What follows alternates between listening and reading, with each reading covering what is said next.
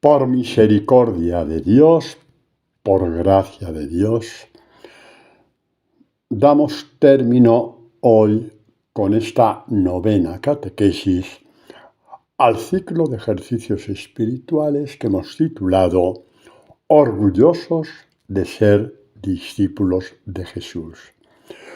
Para esta última catequesis, que es el broche de oro de todas las anteriores, le hemos puesto un título: ¿Quién es un discípulo de Jesús? ¿Quién es? ¿Qué somos los discípulos de Jesús? Somos hombres y mujeres exactamente igual a todos los demás, pero somos peregrinos hacia Dios nuestro Padre. Es un peregrinar que hacemos con Jesús, nuestro buen pastor. Esta peregrinación de los discípulos hacia el Padre, Jesús mismo dirá, ¿no? En Juan 14:6, yo soy el camino, yo soy la verdad, yo soy la vida. Nadie va al Padre si no es por mí. Bueno, pues de nuestro buen pastor vamos peregrinos hacia el Padre, rompiendo él, podríamos decir, esa red de acero que separaba el cielo de la tierra, la rompió al encarnarse y la dejó totalmente abierta al resucitar, dejándonos el camino abierto a todos. Sí, vivimos en este mundo, tenemos un servicio en este mundo, también disfrutamos de las cosas muy buenas de este mundo, pero nuestros ojos son ojos de peregrinos. Sabemos que no tenemos aquí tienda permanente. Vamos de paso con los ojos puestos en Dios. Y en cuanto peregrinos, trazamos por obra y gracia de Jesús un camino con las huellas luminosas de Jesús. Esas huellas luminosas son nuestro servicio al mundo. Para que incluso aquellos que nos aborrecen un día sepan que esas huellas existen y pueden transitar por ellas y pueden un día también ellos caminar hacia el Padre. No odiamos a nadie, tampoco nos escondemos.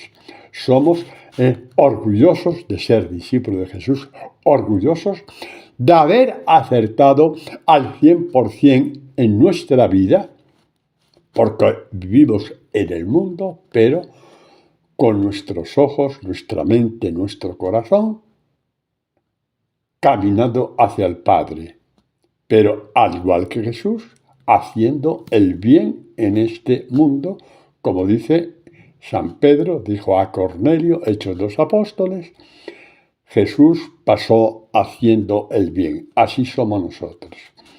Hacemos el bien por obra y gracia de Dios con los ojos puestos en aquel que puede completar nuestra alma, porque nuestra alma no la completa nadie, absolutamente nadie, nadie. Está reservada a la esencia de Dios. Dios completa nuestra alma. Dios que es Padre, Dios que es Hijo, Dios que es Espíritu Santo. Visto así, ¿qué podemos decir? Qué maravillosa es nuestra vida. Nos pueden anunciar hoy mismo que tenemos un cáncer, pero eso no nos lo pueden arrebatar. Qué maravillosa es nuestra vida, cuando ya a causa de nuestra fe y de nuestro caminar lo llevamos escrito dentro, con tinta imborrable. Qué maravillosa es nuestra vida, por más que tengamos malas noticias acerca de nosotros, de nuestra vida, de nuestra salud e incluso de nuestra economía. Qué maravillosa es nuestra vida cuando el Hijo de Dios ha escrito en nuestra alma, eres peregrino hacia el Padre. Esto es lo que somos los discípulos de Jesús. Bueno, en este peregrinar hay 1000 tormentas, a veces 1000 errores. Bueno, los de errores a veces no los hay, pero el buen pastor está ahí. para volverlo. Te digo, oye, te has equivocado, ya, vamos, media vuelta, que te has salido del camino. Hay 1000 momentos de desánimo, no vale la pena. Mira cómo está el mundo, no vale la pena. Mira, todo el mundo miente, todo el mundo se aprovecha del otro. ¿Qué hago yo aquí haciendo el idiota? Sí, esos pensamientos existen. Están en la mochila del demonio. Y cuando se junta en nuestro caminar, nos los pasa. Sí, nos pasa esos pensamientos.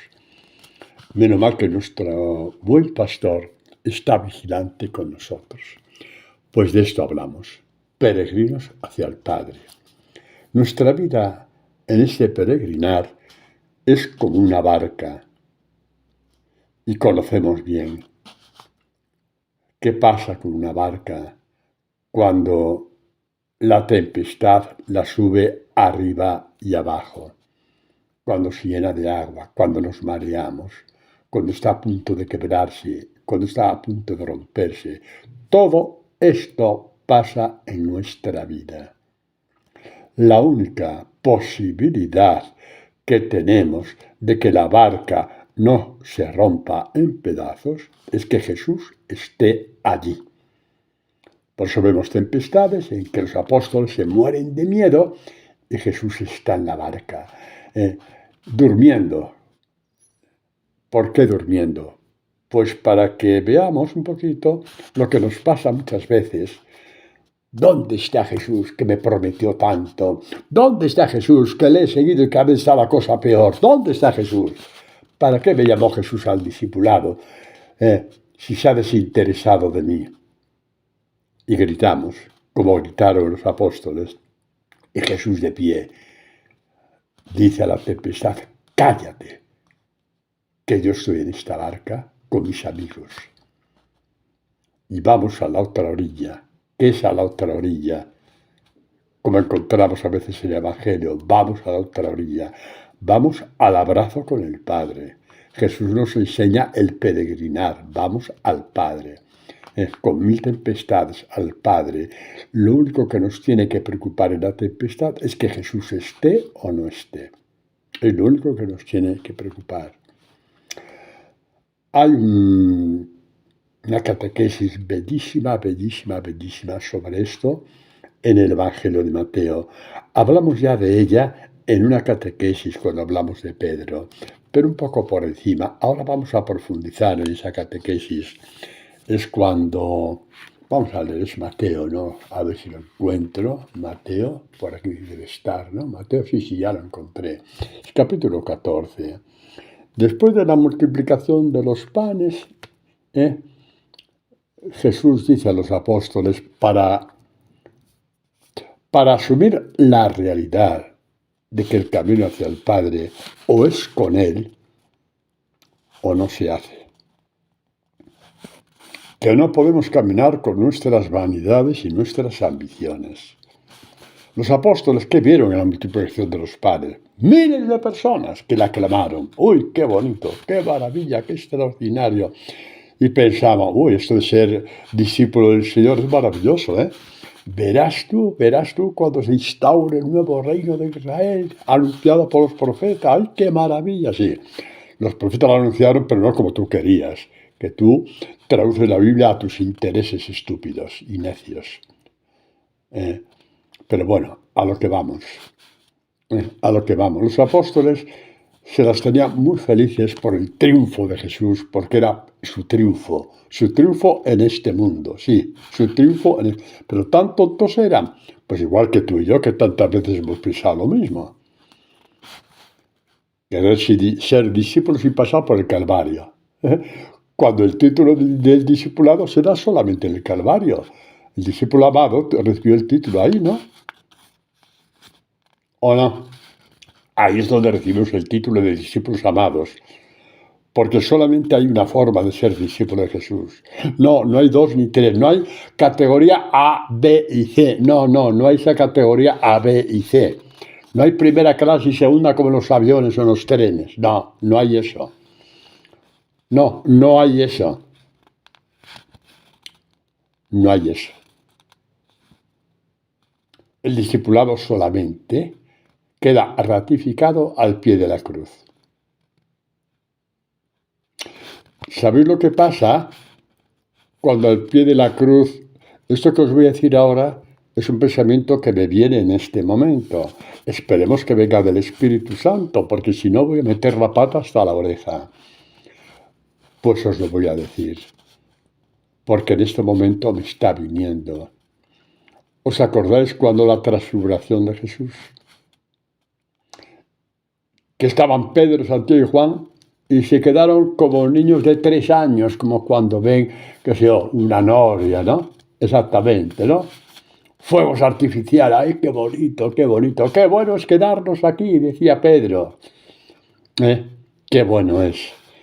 La transfiguración es el fin del peregrinar. Sí, hombre, sí. Porque la transfiguración, como dice Lucas, aparecieron no solamente Jesús, ¿quiénes eran? Elías y Moisés, también transfigurados.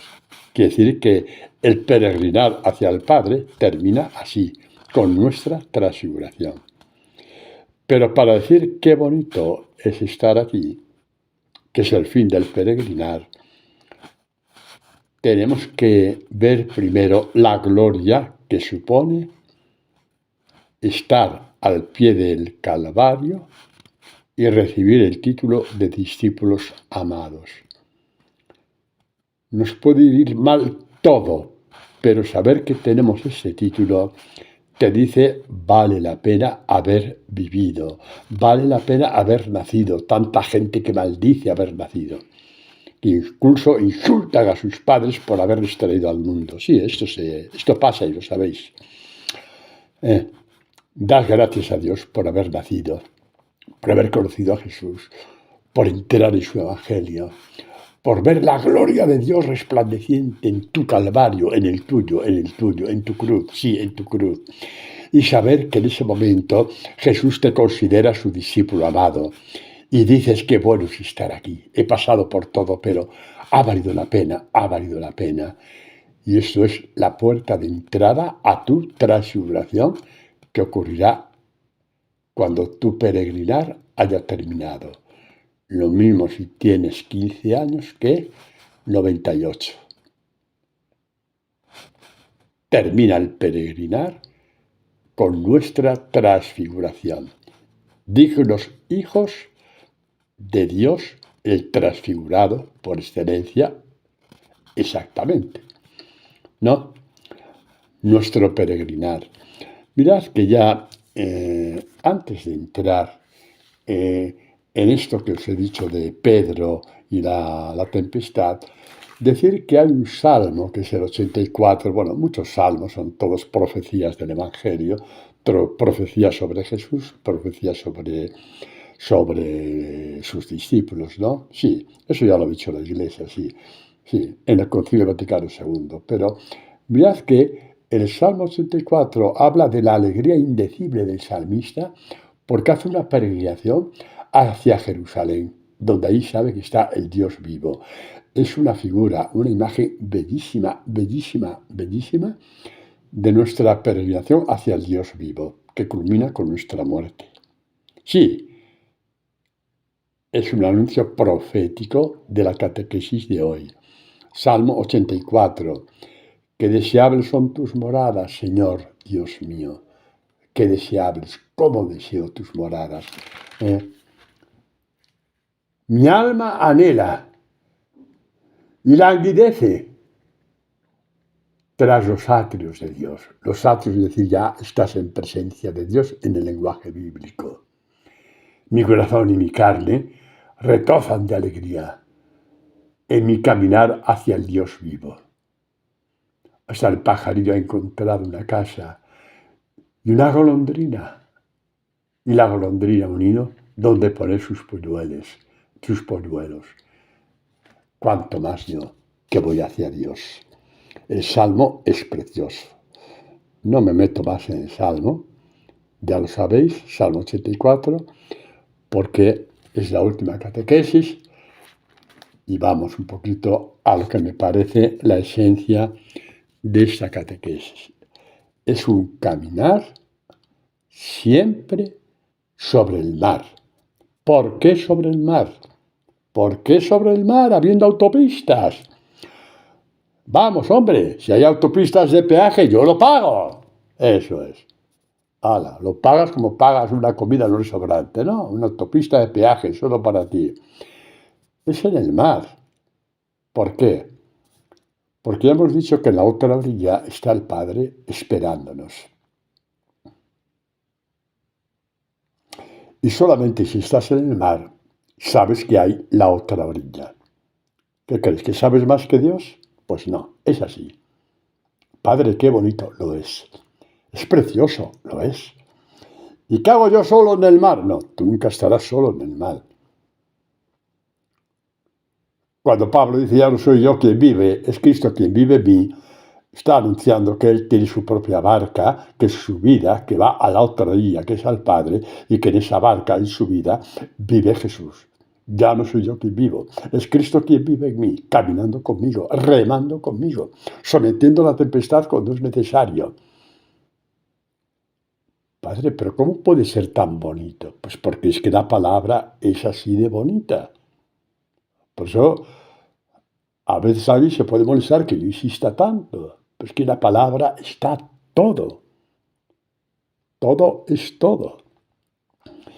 ¿Y cómo brilla la Eucaristía a la luz de la palabra? Es como si se abriera el misterio de Dios, hecho pan y hecho vino. Sí, es así. Cuanto más dentro de la palabra, más te introduce Dios en el misterio de la Eucaristía. En este Jesús que se deja comer por ti. Sí, hombre, sí. Sí. La Eucaristía es infinitamente más que una devoción. Es entrar en el misterio de Dios por obra y gracia de Él mismo. Pues vamos a ver esa travesía de los apóstoles, que es una imagen de nuestra travesía hacia la otra orilla, hacia el Padre. Pues leemos que después de la multiplicación de los panes, como los apóstoles ya se veían repartiéndose las carteras ministeriales, ya se habían peleado a ver quién era ministro de una cosa, ministro de otra, pues lo que aquí en España llamamos las puertas giratorias, ¿no? Gana un partido y la puerta giratoria para ocupar mejores puestos. Bueno, pues esto ya lo inventaron los apóstoles, no lo inventaron los políticos. Ya lo tenían en mente los apóstoles. Vaya gente que se escogió Jesús, claro. Así el milagro era mucho mayor, viendo los espécimes que se escogió. Yo conozco dos espécimes también que ha escogido Dios, que hace falta narices para haber escogido esos dos espécimes. ¿Sabéis quiénes son esos dos espécimes que ha escogido Dios y que a mí me hace reír y me hace ver la grandeza de Dios? Conozco dos. ¿Cuáles son, Padre? Tú que estás escuchando y yo que estoy hablando. ¿Qué? ¿Ya? ¿Estás contento? ¿Estás contenta? Pues eso es. Pues a esperar el milagro, chicos. A esperar el milagro. Lo hizo con esos apóstoles, ¿no lo va a hacer contigo? Lo hace. Pues para que pusieran los pies en la tierra, de que no les iban a aplaudir, ni nombrar los jefes de todo el pueblo de Israel. Dice, inmediatamente, es interesante la palabra, inmediatamente, después de la multiplicación de los panes, inmediatamente obligó, dejar de tonterías, les obligó.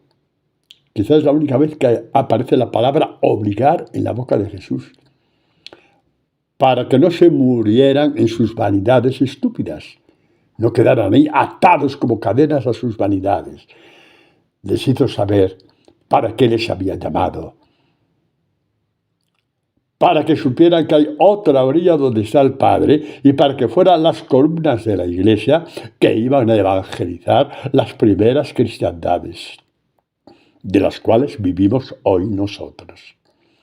Inmediatamente obligó a los discípulos a subir a la barca, exactamente, mientras él despedía a la gente. Me hace gracia Mateo, como que no quiere la cosa. mientras él despedía a la gente. Bien sabía Jesús que a la media hora se iba a levantar una tempestad de 3 pares de narices. Pero Mateo muy delicadamente dice, mientras se despedía a la gente, sí, verás tú lo que esperaba. Efectivamente, hace una tempestad tremenda. Y estos hombres que eran pescadores nunca habían visto una tempestad así. La barca estaba zarandeada por las olas. ¿Cuántas veces tu vida, no? Zarandeada por las olas, por el sinsabor, por el fracaso, por pecados profundos, por traiciones. ¿Cuántas veces? ¿Cuántas veces? Y ahí, en ese momento, por mucho que mires, no aparece una otra orilla donde atracar. No aparece. Es todo nubarrón, todo nubarrón, todo nubarrón, todo. Tinieblas profundísimas, apenas se podían ver unos a otros. Exactamente. Y de pronto, alguien vino hacia ellos. ¿Quién era? Dios mío. Era Jesús, pero ellos casi se mueren de miedo. Tempestad, tormenta, barca llena de agua, rayos por aquí, rayos para allá, la muerte palpándola con las manos, y en uno de esos rayos, una silueta a lo lejos. Y dijeron, ¡es Jesús! ¿Qué va? ¿Qué os creéis? Cuando uno está con la soga al cuello y no tiene una experiencia profunda de Dios, dice lo mismo que dijeron, es un fantasma. Fue lo que dijeron. Lo que faltaba, un fantasma, un fantasma. Qué mala suerte lo que me pasa en la vida. Es lo mismo que decir un fantasma. Qué mala suerte he tenido, qué mala suerte he tenido. Peor que un fantasma. Y al instante Jesús les dijo, ánimo, no temáis, soy yo. Ay, Dios mío, me quedo sin aire y sin respiración. La delicadeza de Jesús. Al instante, inmediatamente, la palabra de Dios. Ánimo, no temáis que soy yo. Es una palabra que tiene que ir al encuentro de sus miedos, pero también de sus incredulidades. ¿Qué va? Fantasma. La palabra fantasma viene de fantasía. Es una fantasía. Es un cuento que me contaron mis padres y mis abuelos. Vete tú a saber qué hay después de la muerte. Venga ya, hombre. Venga ya. Con esa vida miserable que tengo. Venga ya. ¿En qué voy yo a soñar? ¿En qué voy a soñar yo? Y va Jesús y la palabra es ánimo. Tiene que ver con el alma. Ánimo viene de ánima. Que soy yo. Soy yo. Es el nombre de Yahvé. Yo soy. Aquí en la Biblia que yo estoy leyendo ahora dice que soy yo. Me parece muy mal que haya sido traducido así. Porque lo que Jesús dice es ánimo, yo soy. Y un judío sabe muy bien qué significa yo soy. Yahvé. Los apóstoles entendieron que se había presentado como Dios. Como Dios. Como Dios. ¿No? Y como la zozobra no termina, como están en la duda de si es Jesús o es un fantasma, una fantasía que me contaron mis padres y mis abuelos, o me la contaron en el colegio o donde fuera, en la parroquia, cuando hice la primera comunión o la confirmación,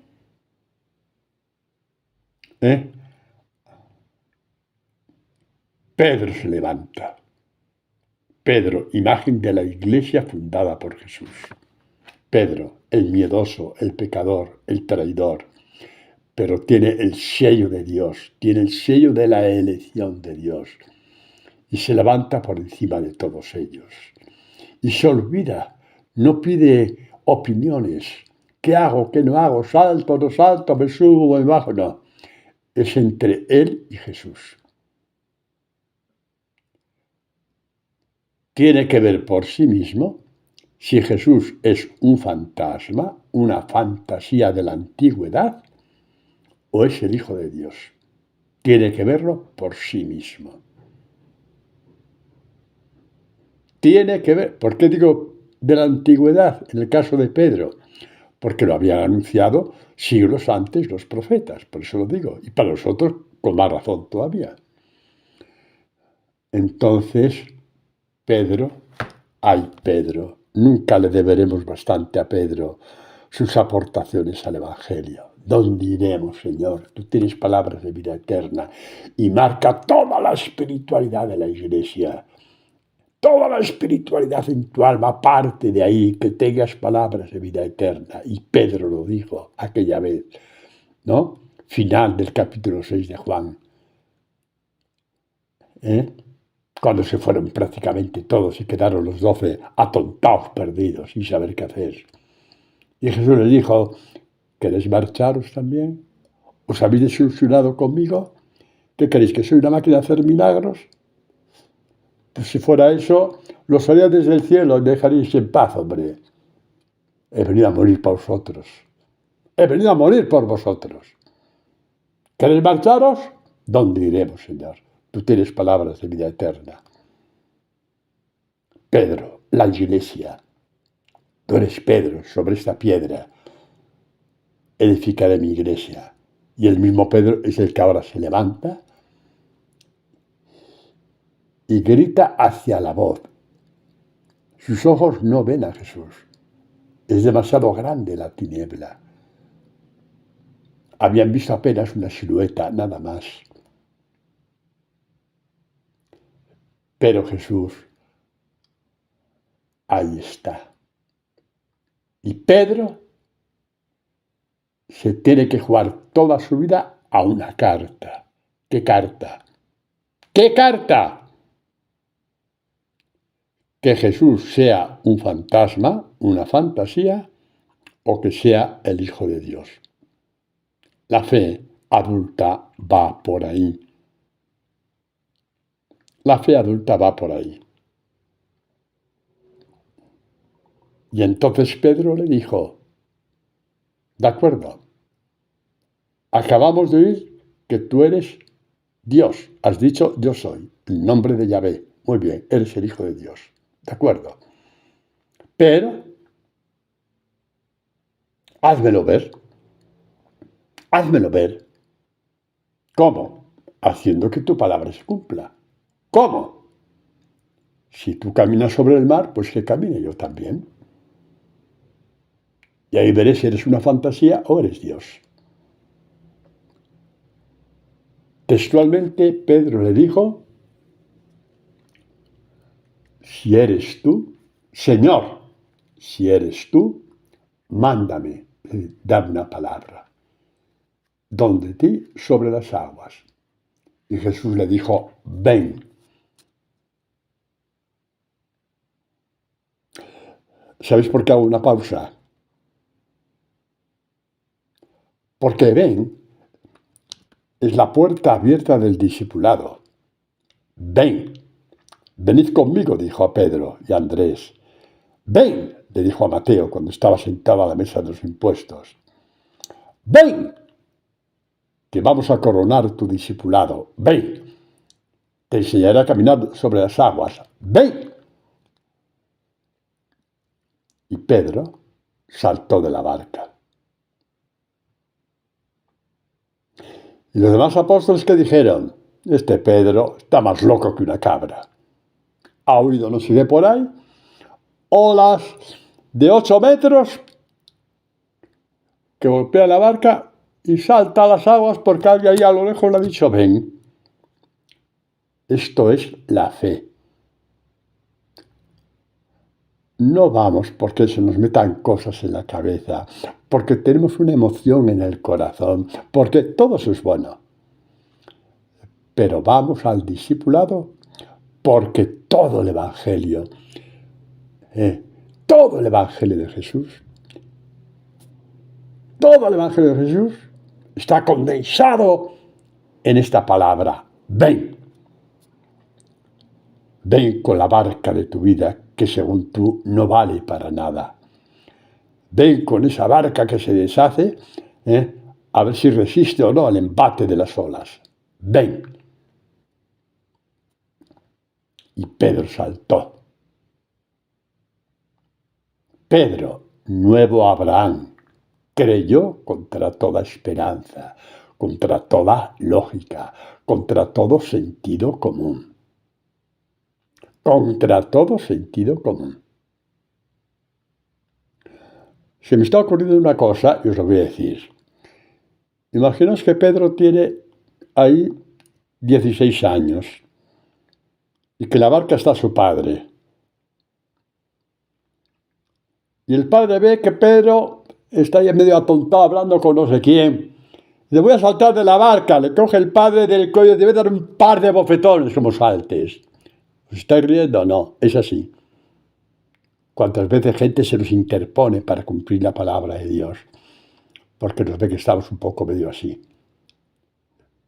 Pero Pedro saltó. En contra del parecer de todos, saltó. Hay gestos del Evangelio que los tienes que hacer solos, aunque estés en un grupo, aunque estés en una comunidad. Hay gestos que son entre tú y yo, entre tú y Dios. Y Pedro saltó. Y por no alargarme mucho, aunque esto es el centro de la catequesis, caminamos hacia el Padre sobre el mar. Un mar encrespado, una barca vieja, astillada, que se rompe. Pero en la barca está Jesús. Ya no soy yo quien vive, es Cristo quien vive en mí. Ahí está. Y te dijo, ven cuando te llamó. Y te vuelve a decir, ven cuando dudas. Y te dice, adelante cuando piensas que la barca se va a romper. ¿Hay una forma más maravillosa de disfrutar de la vida que esta? No la hay. No la hay. No la hay. Una vida en donde vamos venciendo a la muerte un día tras otro. Vamos venciendo a la desesperación un día tras otro. Vamos venciendo a la incredulidad un día tras otro. ¿Hay mayor aliciente de vivir que esta? No lo hay. El aliciente de seguir a Jesús. Pero hay la tentación, hay la debilidad. Y Pedro empezó a caminar. Al principio, uy, pues qué bien, uy, qué bonito, uy, Dios mío, mis sandalias, qué bonitas que son, mira, no se meten en el agua, uy, qué maravilla. Y bueno, después de unos pasos, digo, me está salpicando el agua, ya me está llegando por la rodilla, hombre, con esta túnica que me regaló mi suegra, me cacho en la mar, me va a matar cuando llegue a casa. ¡Ay, Dios mío! Y Pedro, en cierto momento, mientras miraba a Jesús, caminaba, pero, como leemos en el Evangelio, volvió la mirada hacia el viento, que era contrario. Al desviar la mirada que tenía sobre Jesús y mirar al viento, ver la dureza de la vida, la dureza de las pruebas, se hundió. Es una catequesis bellísima. ¿Qué creéis? ¿Que es un milagrito? El que busca milagros en el Evangelio se queda sin las catequesis. ¿Qué catequesis más bonita? Que hace parte de nuestra vida, de nuestro día a día. Pedro tuvo miedo en cierto momento. Le golpeaba el viento mientras miraba a Jesús adelante. En un cierto momento ya fue tan fuerte que giró la cabeza hacia el viento y ya no le sostuvo la mirada de Jesús. Y se hundió. Pero Pedro gritó. ¿Por qué gritó Pedro? Porque lo poco o mucho que hubiera caminado ya era suficiente para saber que a la otra parte, a 20 metros o a 30, estaba este Jesús, que gracias a él había caminado sus 30 o 40 metros. Y entonces gritó: Señor, sálvame. ¿Os dais cuenta de la maravilla de la fe? ¿Que te puedes caer? Pues sí, pero ya has hecho la experiencia de haber caminado algo con Jesús que te dijo: ven. Y aunque hayas caído y te hayas desviado en barbaridades, al igual que Pedro, puedes gritar porque ya tienes tu experiencia y decir: Señor, sálvame. Y Jesús levantó a Pedro, hombre de poca fe. ¿Por qué miraste a la otra parte del viento? Pienso que Jesús hasta se lo dijo sonriendo. Bueno, queridos, así es como caminamos hacia el Padre, ¿no?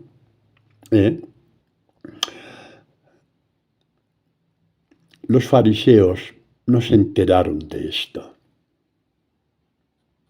Les faltó la audacia de Pedro. Señores y señoras, sin esta audacia de Pedro es imposible creer en el Evangelio. ¿Y qué hacemos? Lo podamos, como hacían los fariseos, podaban la palabra y se llenaban de rezos. Y el Evangelio estorbaba y sobraba. Pero como a un cierto punto era tan evidente que lo que decía Jesús era el cumplimiento de los profetas, Isaías, Jeremías, etc., la maldad se encumbró tanto, que dijeron: nos lo quitamos de en medio, porque cada vez que habla nos hace jirones el alma. Pobrecitos. No se daban cuenta de que tenían el alma desierta, podrida, maloliente, por haber abandonado al Dios vivo, como dijo a Israel una vez Jeremías 2:13. Dios habla por medio de Jeremías de este pueblo mío ha abandonado el manantial de aguas vivas para hacerse cisternas agrietadas, aljibes, que no retienen el agua, y encima, al tener rendijas por toda parte, está llena de bichos, de arañas, de moscas, de todo. Así era el alma de los fariseos. Y como no podían soportar que Jesús les dijera eso, acabamos con él.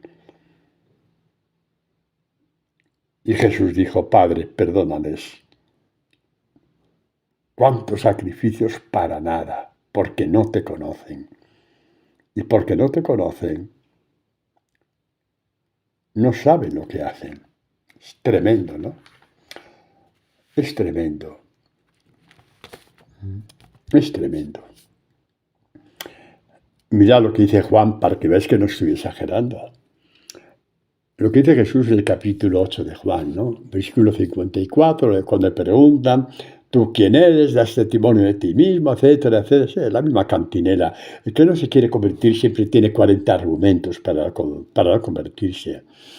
Tenía argumentos contra San Francisco, contra San Ignacio, contra Santa Teresa, contra San Juan de la Cruz, contra Teresa de Calcuta. Con tal de no seguir sus pasos, mil argumentos. Siempre. Siempre. Total, que Jesús les dijo: si yo me glorificara a mí mismo, mi gloria no valdría para nada. Es mi Padre quien me glorifica, de quien vosotros decís: Él es vuestro Dios. Y sin embargo, no le conocéis. Es tremendo lo que dice Jesús. A unos hombres que se sabían la Biblia de memoria. Por lo tanto, si la palabra está en la mente y no en el corazón, por más que yo hablo de la palabra un día sí y otro también, ahí sí digo lo que tengo que decir. Que no nos pase como a los fariseos, empezando por mí, de tener la palabra en la cabeza y no en el corazón. Porque entonces rezaré con la cabeza, pero no con el corazón. Y nunca haré la voluntad de Dios. Mientras rece con la cabeza, nunca haré la voluntad de Dios. Haré mi santa voluntad. Lo que a mí me apetezca desde mi corazón, no habitado por la palabra, no habitado por Dios. No habitado por la palabra significa no habitado por Dios. Padre, me está asustando. Si esto va por mí también, hombre. Que he vivido así yo también. por misericordia de Dios, estoy hablando como estoy hablando. Así que no tengáis miedo, no tengáis miedo, no tengáis miedo. Y mucho más cuando muchos de vosotros, porque he conocido bastantes de ellos, muchos de vosotros habéis actuado con muy buena voluntad. Y yo he visto a tantos de vosotros que cuando os habéis encontrado con la palabra, habéis abierto la puerta a Dios de par en par, como diciendo, ay Señor, por fin te encontré. Lo he visto allí donde he estado como sacerdote, tanto en Ecuador como en España. Por tanto, sé de lo que hablo y hablo con alegría, con entusiasmo y con optimismo. Porque todo es posible para Dios. Incluso santificarnos a los dos, a ti y a mí. Vamos a ver, si santificó a los apóstoles, y no voy a decir cómo eran, ¿no te va a santificar a ti o a mí? Pues claro que sí. Basta que nos dejemos santificar por Dios. ¿Y por qué, Padre? Porque cuanto más nos santifiquemos, más esperanza tendrá el mundo, más luminosas serán las huellas que dejemos. Y los buscadores de Dios dan con estas huellas. Sí.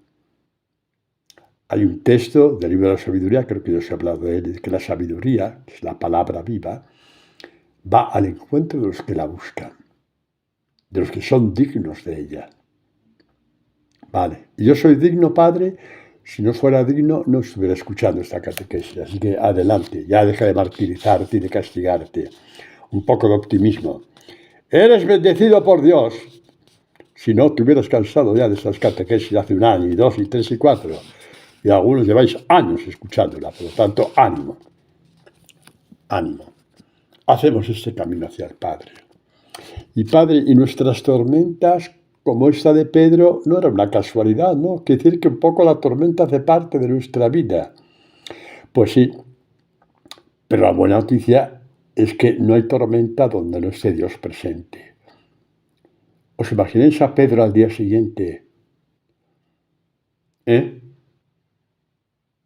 pensaría el pobrecito ahí en su habitación, sentado en un sillón? Pero ¿Cómo pude ser tan bruto de saltar? Pero ¿cómo pude? Pero si eso no lo hace ninguna persona que tenga 2 dedos de frente. ¿Cómo pude, Señor? ¿Qué hiciste conmigo? Y el Señor le diría, te estaba atrayendo, Pedro. Te estaba atrayendo hacia mí. Y por eso te quité el miedo. Y por eso dijiste, quiero ir donde ti. Era tal el amor de Pedro a Jesús, a pesar de sus traiciones, que prefirió arriesgar antes de quedarse con la duda de si aquel que hablaba a lo lejos era un fantasma, una fantasía, o era el Hijo de Dios. También Pedro tendría las dudas en su familia, de aquello que habían dicho sus antepasados, Isaías, Jeremías y lo de Abraham, no eran más que leyendas. También tendría las dudas, fantasías que quedaron por escrito, exageraciones, hasta que saltamos a las aguas, diciendo, Señor, si eres tú, vamos a vencer una vez más la tormenta. Tú salvarás mi barca de saltar por los aires. Y Pedro se encontró con Jesús, y ambos subieron a la barca y se calmó la tormenta. Y del gesto de Pedro se salvaron todos los demás. Por eso tú eres luz del mundo. Gestos tuyos hacen pensar a los demás, aunque no te lo digan. Pensar que sí, que es cierto que Dios existe. Porque si no, no entienden cómo puedes tener esta paz con toda la que te está cayendo, esta alegría con toda la que te está cayendo, esta serenidad con toda la que está cayendo. Y dirá, es que tiene que existir Dios que le da fuerza a este hombre, a esta mujer, le da esta alegría, esta serenidad. Esto es la fe adulta, esta es la fe adulta. Esta es la fe adulta que hace temblar al demonio porque pierde su poder sobre ti y sobre aquellos hacia los cuales se derrama tu luz, tu anuncio del Evangelio con tu testimonio. Ese es nuestro Dios. Orgullosos, ¿cómo no vamos a estar orgullosos de ser discípulos de Jesús?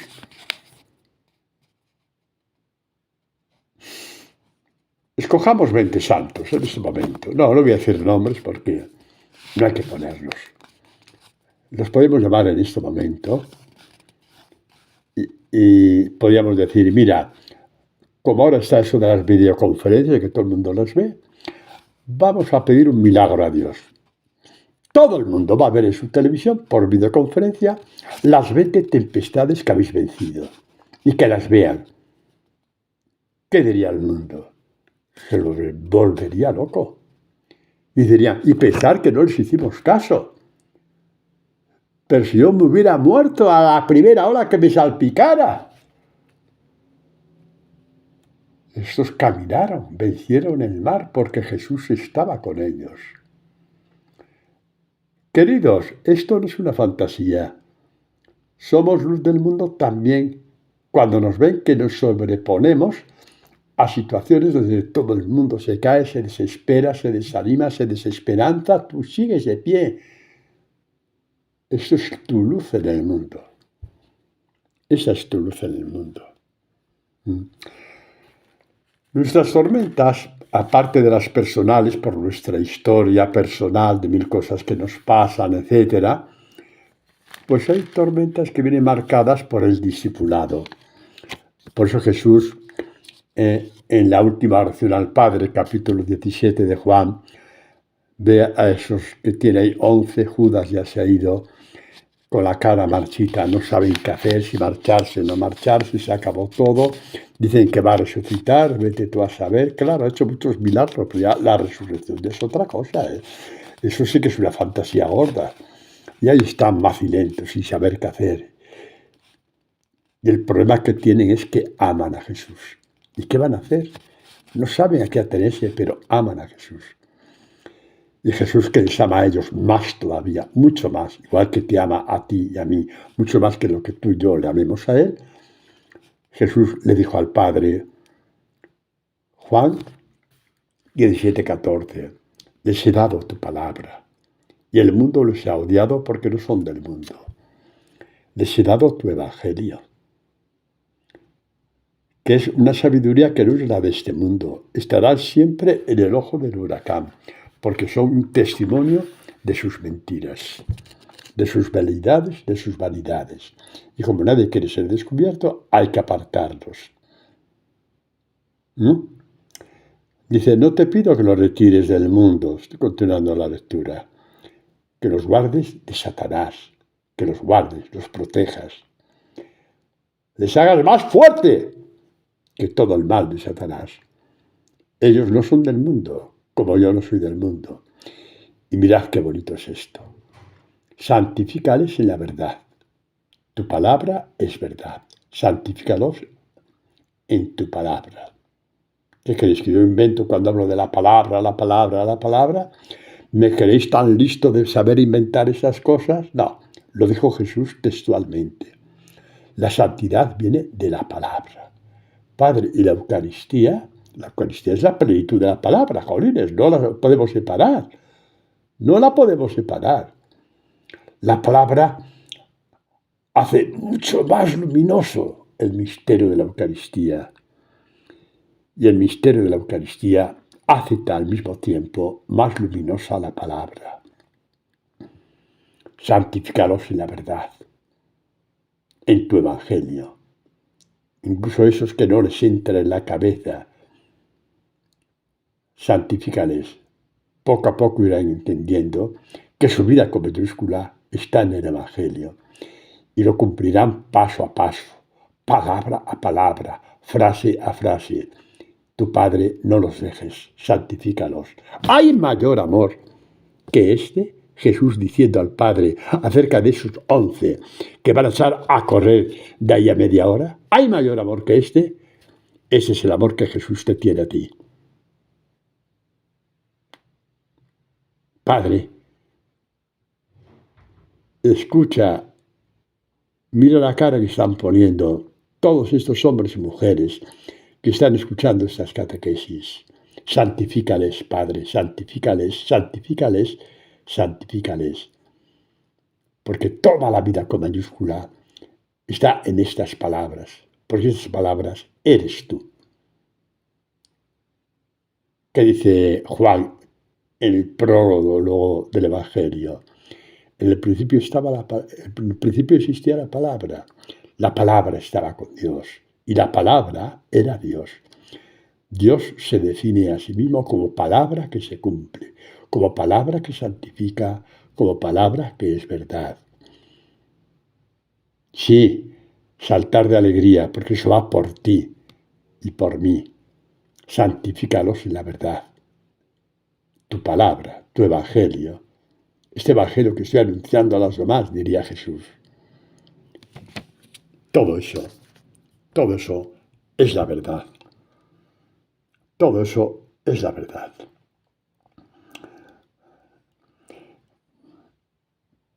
La vida está en Jesús, en nadie más. Separa a Jesús del Evangelio y te quedas sin la palabra que te da la vida. ¿Qué te parece? No tengas miedo de amar al Evangelio. Hay una relación inequívoca entre amor al Evangelio y amor a Jesús. La medida es tu amor al Evangelio. Y repito, y ahí metemos la Eucaristía. Porque la plenitud del Evangelio es la Eucaristía. Ahí está la plenitud, la auténtica plenitud. Termino una cosa con Pedro muy bonita y no sea tiempo pasamos a otra lectura. Cuando Pedro miró a la otra parte y vio la fuerza del viento que le golpeó la cara y se hundió, el viento le hundió. Pedro ya tenía la experiencia de Jesús y gritó. Y Jesús le levantó. ¿Sabéis por qué? ¿Sabéis por qué Jesús levantó a Pedro? A ver, no me saquéis documentos. No me saquéis, qué sé yo, revelaciones de San Pepito Grillo. Lo cumplió porque, levantó a Pedro para cumplir lo que había proclamado en el Salmo 23. El Señor es mi pastor, nada me falta. Por prados de fresca hierba me apacienta. San Agustín comenta, ¿os acordáis? La fresca hierba es la palabra de Dios. Fresca porque es de cada día, no es la de ayer. Por eso no cansa nunca. No cansa nunca. Hacia las aguas de reposo me conduce. Conforta mi alma. Aunque camine por valle de tinieblas, ningún mal temeré, porque tú vas conmigo. Por el honor de su nombre. Por el honor de su nombre, el buen pastor. Por el honor de su nombre.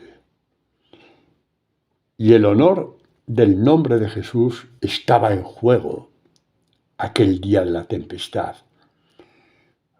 Por el honor de su nombre, Jesús había dicho, ven. Si dejaba a Pedro hundirse, después de que él le había pedido, si eres tú, déjame ir sobre las aguas, Jesús no hubiera hecho honor a su nombre. Por el honor de su nombre, le extendió la mano y lo levantó. Y le ayudó a creer.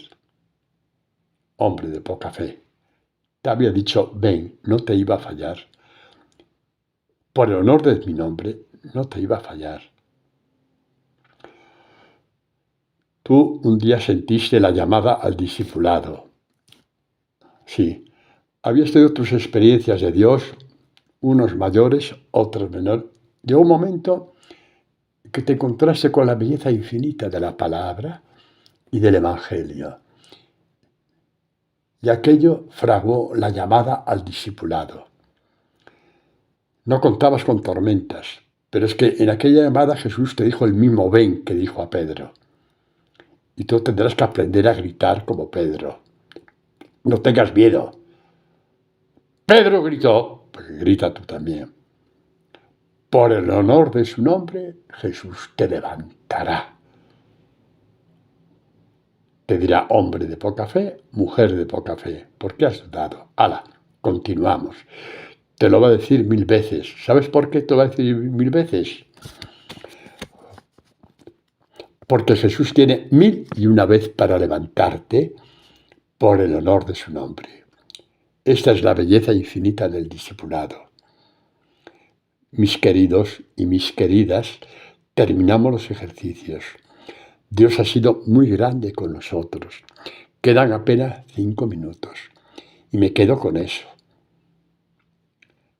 Que lo que nos salva es el honor del nombre de Jesús, que nos llama al discipulado. Es el honor del nombre de Jesús, que cura tus debilidades y las mías, tus miedos y los míos. Sí, tus pecados y los míos, tus rebeliones y las mías. ¿Por qué? Por el honor de su nombre te levanta. Cada vez caerás menos. Cada vez te desesperarás menos. Te puede incluso pasar cosas peores. Digo incluso, yo no sé quién para hablar de eso. Lo que sí sé es que va a ser mucho mayor la presencia de Dios como la hubo en Pedro. Simplemente grita, Señor, sálvame. Me he metido en el discipulado porque tú me has llamado, pero ¿qué me pasa ahora? Que no entiendo nada, no veo nada, todo son tinieblas, todo son agua, me cae todo encima, me está pasando cosas que son horribles. Señor, sálvame, gritarás, como Pedro. Gritarás como Pedro. Gritarás como Pedro. Y Jesús, inmediatamente. ¿Qué significa inmediatamente? Algo que Pedro no había visto. Que Pedro iba con Jesús, paso a paso, con los pasos que él daba. No dice Mateo, y Jesús, que estaba a 50 metros, vio que Pedro se hundía y que gritaba, Señor, sálvame, y echó a correr como podía, se pegó el vestido a la cintura y echó a correr antes de que se ahogara Pedro. ¿Qué va, eso son tonterías. Inmediatamente le tendió la mano. Pedro no iba solo sobre las aguas. Quédate con esto, como broche de oro de los ejercicios. Quédate con esto, como broche de oro de estos ejercicios. Es bueno para ti y para mí. Que nunca estás solo en la tormenta, que nunca estás solo al caminar. Que cuando Jesús te dice, ven, tú dirás a Jesús, ahí voy, Señor. Aunque las aguas caigan sobre mí, yo sé que tú estás ahí. Voy, Señor, porque te amo. Voy, Señor, porque me has puesto miel en la boca con el discipulado y no lo voy a tirar ahora por la ventana, por la borda, por unos miedos que tengo en estos momentos. Señor, dame fuerza para defender el discipulado. Dame fuerza para defender el discipulado, que no me lo arrebate Satanás con las 1000 pruebas que me están pasando. Señor Jesús, por el amor de tu alma, por todo lo que has hecho por mí, sálvame, discipulado. Dame tu mano y vuelve una vez más a levantarme sobre las aguas y pueda ver tu rostro y abrazarte, porque tú eres mi maestro. Tú eres mi Señor. Tienes honor a tu nombre y porque tienes amor a tu nombre, sigo caminando en la fidelidad sobre las aguas a pesar de tantas caídas. Amén. Bendito sea Dios por todo lo que nos ha dado en estas 9 catequesis. pasadlas a los demás, no os quedéis con esta miel de Dios.